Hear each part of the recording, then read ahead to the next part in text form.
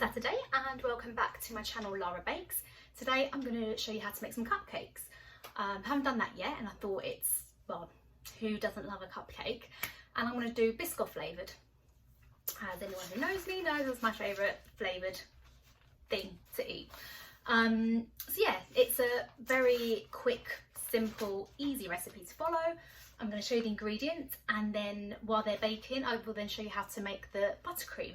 So that's where you're going to get the Biscoff flavour from the buttercream. The sponge is just a simple cupcake sponge, but we will be using light brown sugar instead of caster sugar, and that gives you, it's got more of a caramel flavour that's actually going to bring out that Biscoff flavour, which is a bit caramelly. I'm going to show you what you're going to need and then we're going to get started. So you're going to need 150 grams of self-raising flour, 150 grams of unsalted butter, 150 grams of light brown sugar, 3 medium eggs, and then you're going to need some more butter for the icing. You are going to need some icing sugar. I've just got a golden one, that's all Sainsbury's had. And then you need a cupcake tin with some cupcake cases. I've just got some plain boring ones. You can get nice different patterns. And then you're going to need a piping bag. I've got a massive one for some reason. And then a nice icing nozzle. So I'll show you more of those later. Also for the icing you are going to need some Biscoff spread. I didn't show that there, but I'm going to show you that when we actually get to making the icing part. But as I mentioned, there are some like fancy icing nozzle tips. So this is a 2D one, and that gives you that more rose swirl. And then I've also got 1M. But you can use any one. Actually, you don't need to have an icing nozzle. You could just spoon it on top, or you could have like a plain round one and just have like a round blob. But I like to go a little bit fancy and have like a fancy little nozzle. But yeah, I'm going to show you how to make it. I'm using my KitchenAid for this. You could use a hand whisk, or if you want to really get some muscles, use a wooden spoon. But what we're going to do essentially is beat together the butter and the sugar together. But you want to get that going for a good couple of minutes so it whips up really nicely, so your sponges are really nice and soft and fluffy. And it is easy using either a handheld whisk or a freestanding mixer. I'm going to show you how to do that now. So for this you're going to want your paddle attachment, and then you can put your sugar in the bowl. And I've cut the butter into cubes so it's easier to whip up.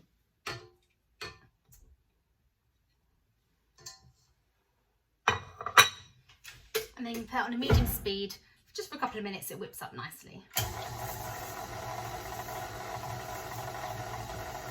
I should have mentioned that the butter is at room temperature, because if it's going to be just out the fridge, it's going to take a long time and it's not going to whip up properly. So you do want it at room temperature. Mine's been in my kitchen out the fridge for a good couple of hours before. You're going to want to put it on high just to really get that air in your mix. And what I like to do is every now and then get your spatula and just scoop around the side of the bowl, just really making sure that all the mixture is getting whipped together. Sometimes it gets stuck on the bottom and not all of it's incorporated.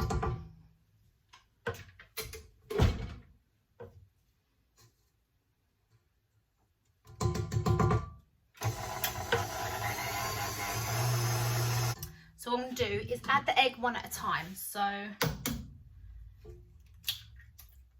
you're going to give it a good mix after each egg, and sometimes it'll look like it's a bit scrambled, but once you add the flour that's going to stop that. But yeah, I like to add it one at a time, the egg, give it a good mix in between. By giving it a good mix, you can see, make sure it's not runny or scrambled. If you was to add them all at once, there's a bit too much liquid for the mix, but this, doing it one at a time, is the way to go.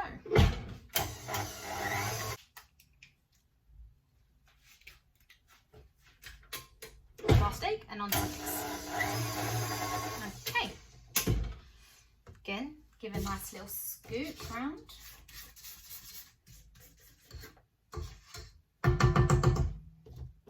Even off the beater, making sure all gets added. And then what we're going to do is add the flour.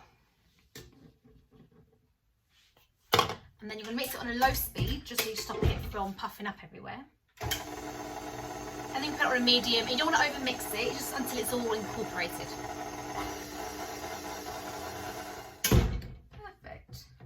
So I'm just going to do the last little bit by hand, just because there's little bits of flour at the top of the bowl.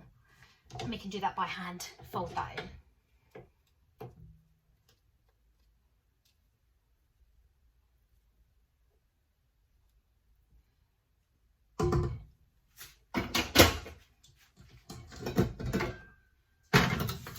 So by folding, you're just going to scoop it up. That's the consistency that you're looking for. See, it's all nicely mixed. Perfect. Now we're going to spoon the mixture into the cupcake cases. Some people use an ice cream scoop for this. Some people pipe it in, but I usually just use 2 spoons and do it that way. I usually get 1 big tablespoon worth and add it into each one, making sure this is enough to make for 12. And then if there's any extra, I go back and add them in. You really want to use your spatula at the end to get all the mixture, because this amount is perfect for 12. It's not a massive amount of mixture, so you really want to get that spatula and make sure you use every little bit of it. But yeah, they're all my cupcake cases are now filled. They're ready to bake. My oven's been preheating at gas mark 4, and they're going to bake for about 17 to 20 minutes. So what I'm going to do is put it on about 18 minutes, and then I'm going to check it with either a skewer or a knife and check that it comes out clean, and then you know they're done. I've also just put them in on the top shelf just because then it cooks quicker. So what I'm going to do actually is wait for them to bake, and then once they're out the oven, then we'll do the buttercream, because they need to cool down completely before you actually ice them, because if they're warm and you put the buttercream on it, it's just going to start melting, and that buttercream is not going to hold its shape, and you're just going to get a runny mess on top of your cake. So for this, you need to be patient, let them cool down, and then pipe them and decorate. Okay, so my cupcakes have just come out the oven. I just wanted to show you, and they've baked really nice and flat, because sometimes you can get a little dome, which is a bit annoying when you want to ice, so normally you have to like cut the dome off, but these have come out pretty flat, as you can see. Delicious. So I'm going to put these in my living room to cool. That's the coolest room right now. My kitchen's very hot. So they'll be cooling down while we'll then be making the buttercream. So for the buttercream, you're going to want 150 grams, again, room temperature, soft, unsalted butter. You can see how soft that is. You can see my little fingerprint, really soft, because this is the thing with the icing. You don't want your butter to be too cold or too hard. It's just going to take longer to whip up, and it's not going to be nice. Your icing should be nice and smooth, and you get that by whipping up soft, unsalted butter. Then I've got 300 grams of icing sugar. Like I said, I've got that golden one. That's all that Sainsbury's had, but you can use up the normal icing sugar. And I've sifted this, because often in buttercream, if it's grainy, I often find it's because you haven't sifted your icing sugar. So that's a really important part. It gets messy with like a big icing cloud, but it's fine. Yeah, so that's 300 grams. Then I've got 200 grams of Biscoff spread, this deliciousness. I'll show you what the jar looks like. You can get crunchy or smooth. This is the smooth one. I've not tried with crunchy, but if you want a bit of texture, why not go for crunchy? Yes, you want 200 grams of that. And then you will want some of the actual Biscoff biscuits to decorate on top, if you want to. You don't have to. Yeah, so the process is, which I'll show you, we're going to whip the butter, I think, on its own first. I like to get that whipped up nice and smooth, so it lightens a little bit in colour and it gets really airy. Then I normally add my icing sugar in 2 batches, so half at a time, and that's when it gets messy. You get a big puff of cloud, so you want to beat that on quite slow at first and then whip it up. Then once you've added in the second half of your icing sugar, we're going to then add the Biscoff spread. And you don't want your icing to be too stiff, so if it needs loosening up, you can add between 1 and 2 tablespoons of hot water, and that will loosen it up. It's what you want it to be spreadable. You don't want it to be stiff, that it's not going to come out the icing bag. You don't want it to be too soft either. So it's just judging it by eye, really. But that's what you're going to need. I'm going to show you how to do that. Okay, so I'm going to add the butter first. And then I'm just going to whip that for a few minutes on its own. On a medium to high speed.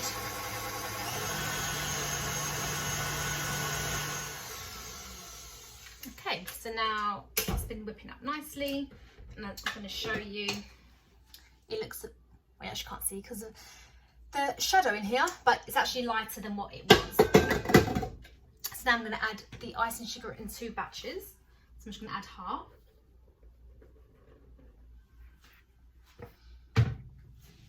See, big puff of icing sugar cloud.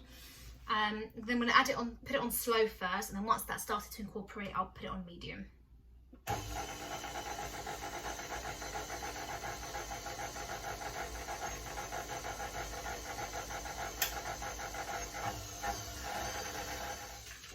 So that's all mixed in. Now I'm going to add the second half of it all.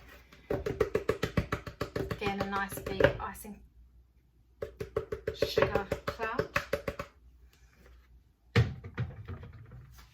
Mix that again on low first, and then we'll increase the speed. So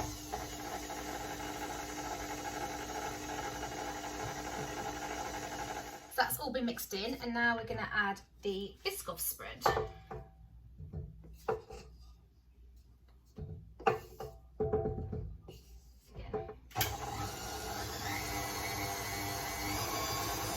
So what you want to do is with a spatula just get a feel for the texture. So to me this feels a bit too stiff actually. So I'll show you that's the mixture, and yeah, it's quite stiff. It's not coming off my spoon at all. You want it to be more smooth than that, and I can tell that this is going to be too stiff to pipe. So what I'm going to do is I'm going to add, just begin with 1 tablespoon of hot water, and then I'll judge it from there to see if I'm going to need that second spoon. So you're just going to want like some water just boiled from the kettle. I'm going to go with 1 tablespoon first, and I think that might be enough, but give it another little mix. So it's definitely loosened it, but I think I'm going to want a tiny bit more. Ooh. Just taste that, and that tastes delicious. So yeah, I'll add maybe like half another one. I don't want it to be too runny. So I think that should be fine. It's a lot smoother now. Like I said, you don't want it to be too runny. Yeah, that's a lot smoother. Yeah, I think that's going to be fine. Okay, so cupcakes have cooled down. What we can do now is prepare our icing in the bag.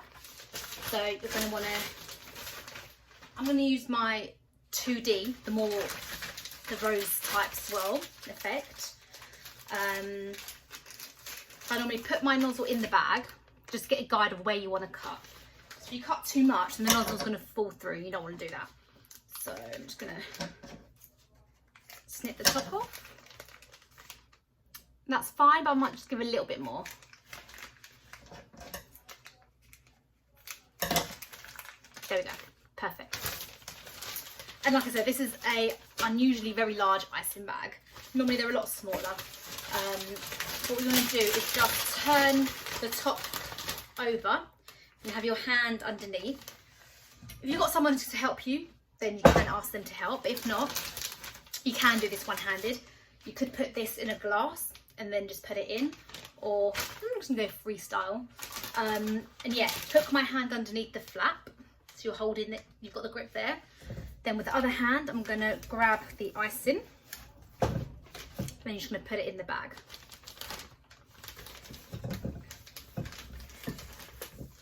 Then once it's all in, you're gonna turn the flap back up, and you're just gonna push it all down. You don't want any air bubbles in your icing, because that can stop you from icing it. Okay, so what we're going to do, I will show you. So I've twisted the top of the icing bag. I've pushed it all down so that there's no air bubbles. Well, hopefully no air bubbles. And then what I like to do is start from the middle of my cupcake. So and then you just press, what you do is just press from the top. That's where you're going to push the icing. You're not going to squeeze from here. That's just as a guide to hold and direct. You're going to squeeze from the top to get it out. And then I'll start in the middle, and then I just turn.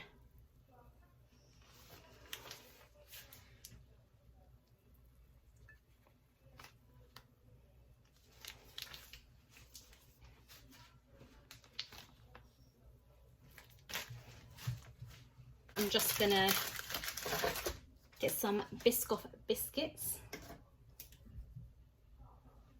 break them in half and put them on top. Here we go. I am so happy with that. Oh my goodness, that is so pretty. You can give these as presents, you can have them for like kids parties, adults parties. Who doesn't love a cupcake? They just look really effective and professional, I think. These could easily be in a bakery or a little coffee shop. So for the all important test, I'm gonna grab one. I'm gonna grab a small one because I've already had my lunch and I'm a bit full. Oh, I'm so excited. How cute it is.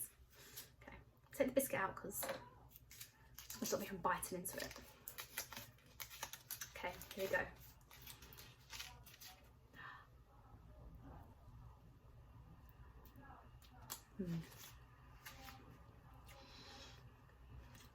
That is so good.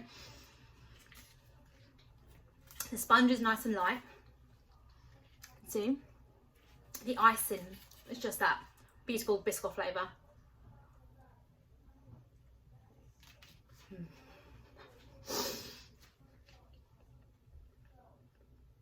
I can't speak, it's just so good.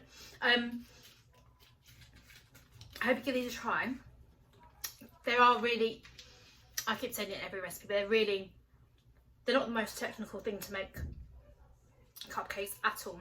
Once you mix your batter, bake them, make the icing, there's very like little steps to it. And the thing with I got a little bit excited there and threw my cupcake.